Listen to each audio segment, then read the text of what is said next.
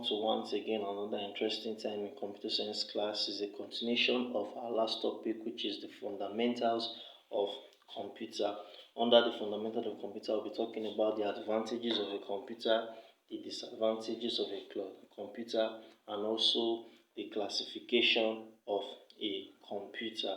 Under the advantage of a computer, you have more information sources. We have more opportunities for cooperation and networking. You have increased access to the information in the resource center. You have increased efficiency. And lastly, you have more services. All these are the advantages of using a computer. We'll be taking them one after the other. Under more information sources, we're made to know that using the internet, you can get as many informations as possible. When you're making use of the computer, more and more informations can be gotten. We're made to know that a computer with a CD-ROM drive can provide access to materials stored on a CD-ROM.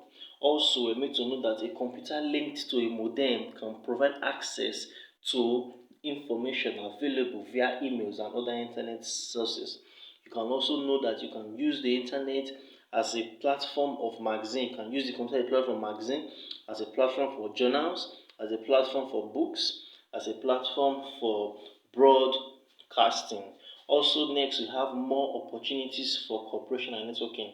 You make use of the computer in making networking of your company, cooperation of your company to be much more easier. A computer linked to the modem makes it easier to communicate with other resource centers via emails, sharing information among different resources. What does it mean? It means that in a company, they can make use of the computer to share more and more information. Also, you have increased access to the information stored in the resource center. Under this, the main way to search for materials using a catalog and card system is by the author. Also, when you talk about this, say a computer database, it enables materials to be searched using more keywords or using other details such as series, titles, publishers, year published, etc. etc. Under this, you also have increased efficiency.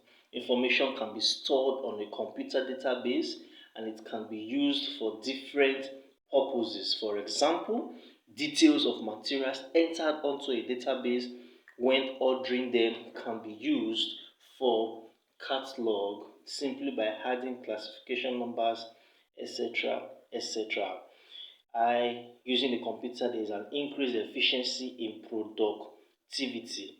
Also, you have more services. The computer can be used to repackage information held on a database. You can make use of the computer to improve awareness for your business, to improve your school directory, your business directory. You can also use it to information held on the computer or available via the internet can be adapted to produce locally relevant materials. Moving away from that, you have disadvantages. The first disadvantages is that the computer can only do what you tell it to do. Two, it cannot generate information on its own. Three, the computer cannot correct wrong instructions. Four, the computer will give you wrong information if you feed it with wrong data. So therefore, I can tell you that even as the computer is very good, it also has its bad sides. When you get too addicted to a computer, it is bad. The computer can be used for wrongdoings, more or less like hacking. You can use computer in watching pornographic movies, which is also detrimental and has negative effect on children, even adults. Disadvantages of a computer: do not expect the computer to do not expect the computer to give you something which you never tell it to do. Under classification, you have classification based on generation, you have classification based on purpose, you have classification based on data handling techniques, and you have classification based on functionality. We'll run through them one after the other shortly. That classification we're made to know, even when you're in junior secondary, you are made to know that you have classification based on degree of versatility. Under degree of versatility, also talking about purpose, So we'll run through the very first one in a very short while.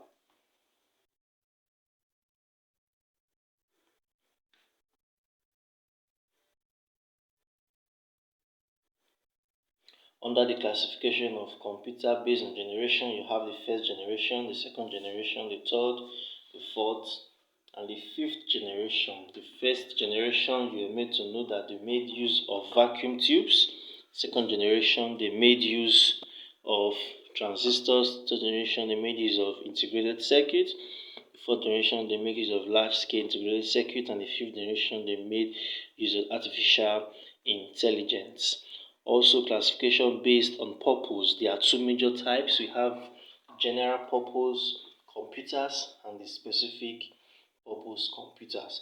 Under the general purpose computer, we need to know that computers that are used for general purposes, everyone can make use of it. For example, your Microsoft Word.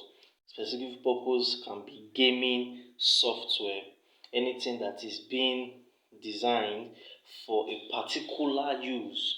Under we also have classification of computer based on type.